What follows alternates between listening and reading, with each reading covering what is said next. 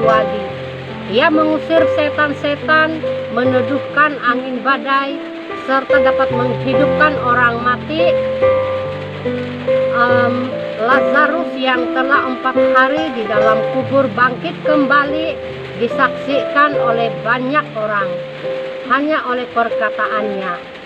Ia dapat melakukannya secara sempurna karena ia adalah anak Allah yang datang ke dalam dunia.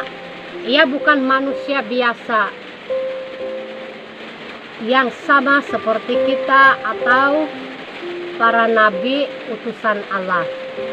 Ia datang ke dalam dunia untuk memberikan nyawanya menjadi tebusan bagi banyak orang.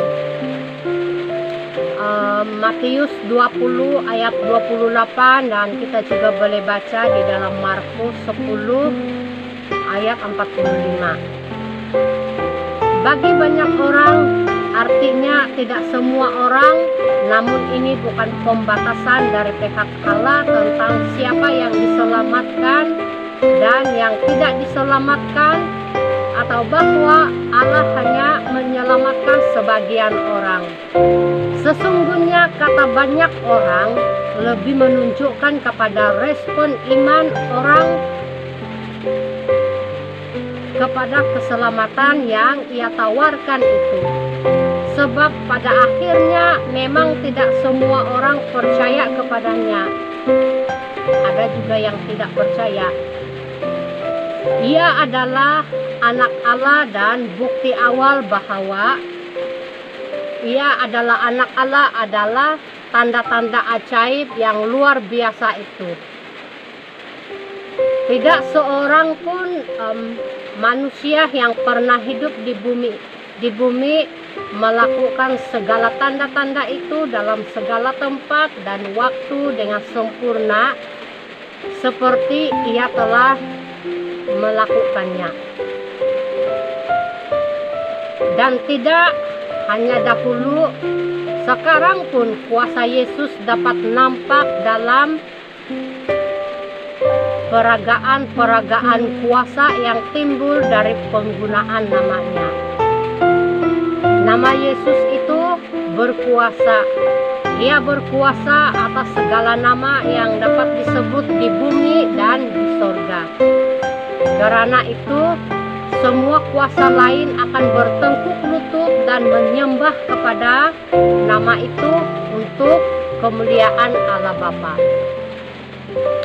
Kalau nama itu lebih tinggi dari segala nama dan dapat dibuktikan dalam segala waktu dan tempat, itu menunjukkan siapa sebenarnya pemilik nama itu. Lihatlah di mana-mana tempat kuasa nama itu dapat diperagakan oleh banyak orang-orang percaya untuk menyembuhkan dan untuk melepaskan banyak orang yang sedang diikat dan ditindas oleh kuasa setan atau roh-roh jahat. Sungguh nama Yesus itu berkuasa.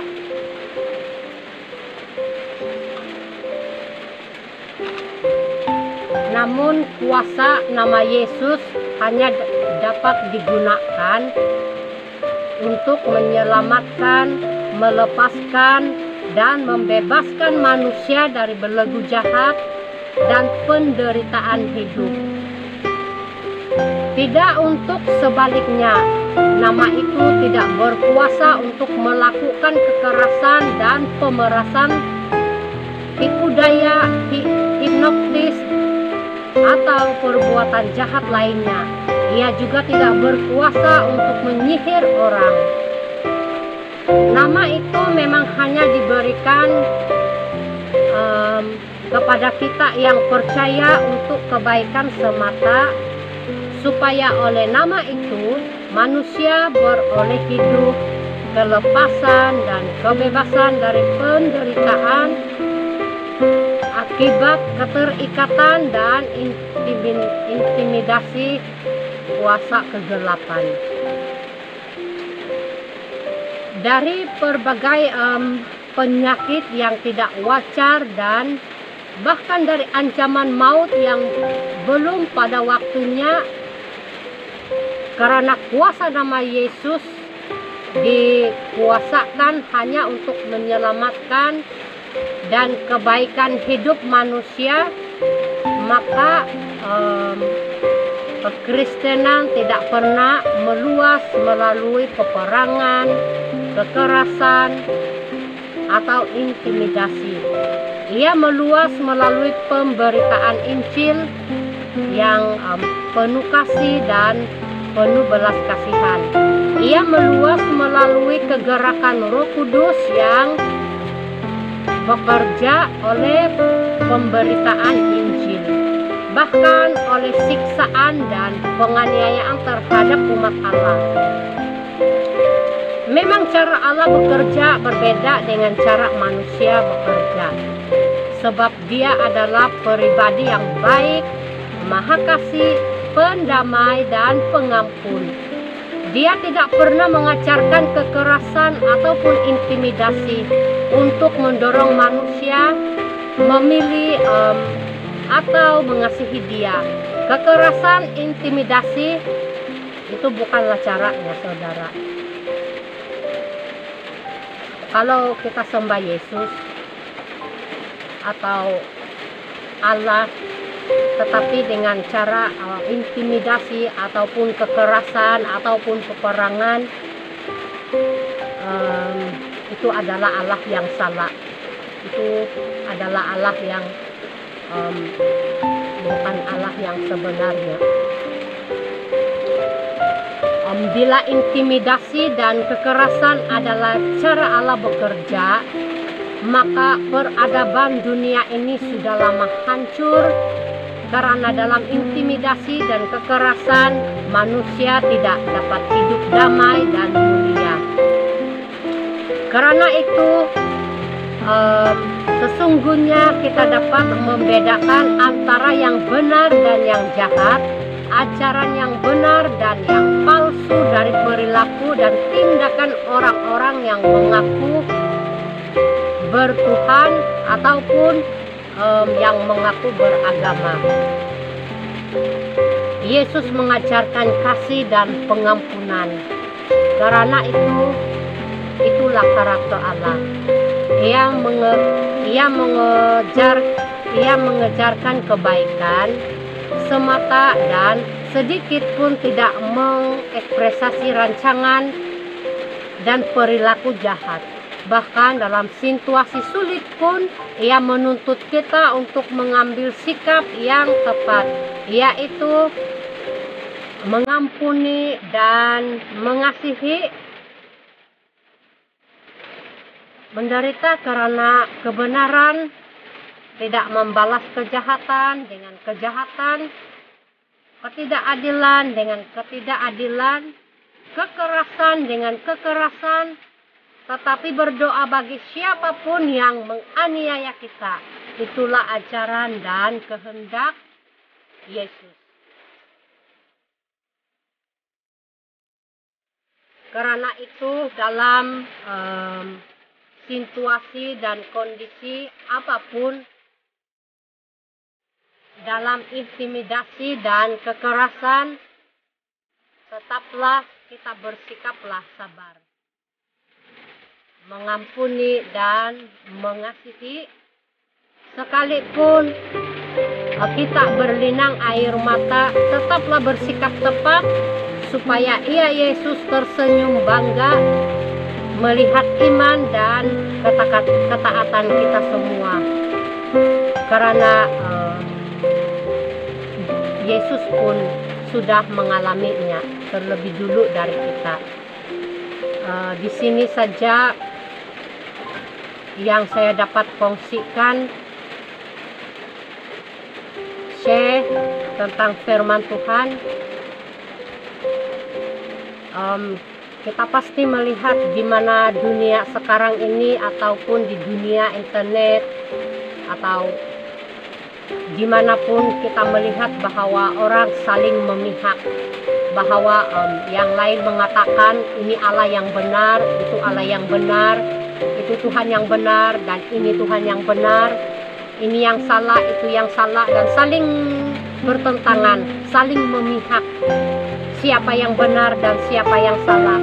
Tetapi dari yang saya bacakan tadi, untuk membuktikan siapa Yesus, yang siapa Allah, siapa Tuhan yang kita sembah itu, untuk membuktikan Dia adalah benar-benar Allah, Dia adalah benar-benar Yesus, Dia adalah benar-benar yang baik, yang tidak palsu, adalah kita boleh melihat daripada karakter Allah. Apakah Allah yang kita sembah itu memerintahkan kita untuk menyebarkan peperangan, kekejaman, kekerasan, ataupun menghina agama orang lain bodoh, agama orang lain anjing, atau agama orang lain sesat. Kalau kita bersikap seperti ini, ketika kita mengaku kita berala, bertuhan di dalam hidup, tetapi di dalam perilaku kita memperlakukan orang lain seperti itu, dan kita mengatakan itu adalah ajaran Allah, bermaksud itu adalah Allah yang palsu. Karena Allah yang benar, orang yang bertuhan yang benar adalah mencontohi teladan Tuhan Yesus, yaitu bersikap sabar, mengampuni, mengasihi, tidak melakukan intimidasi, tidak melakukan kekerasan, tetapi yang kesukaannya adalah yang merenungkan firman Tuhan itu siang dan malam, dan melakukan segala perintah Tuhan itu di dalam tindakan kita setiap hari. Kita akan rindu, semakin rindu memperkatakan firman Tuhan itu kepada orang lain, biarpun kadangkala kita menerima fitnahan, menerima umpatan, prasangka, tuduhan. Kita tidak kisahlah semua itu, tidak apalah semua itu. Sekalipun kita berlinang air mata, mungkin juga kita tidaklah sesempurna mana, tetapi marilah kita sedang berusaha, mau berusaha hidup seperti mana orang-orang yang bertuhan yang benar, menghidupkan karakter Yesus yang sebenarnya di dalam hidup kita.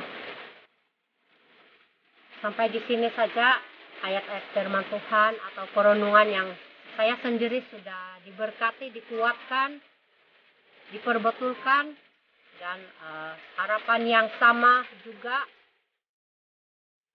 dapat memberkati kita semua.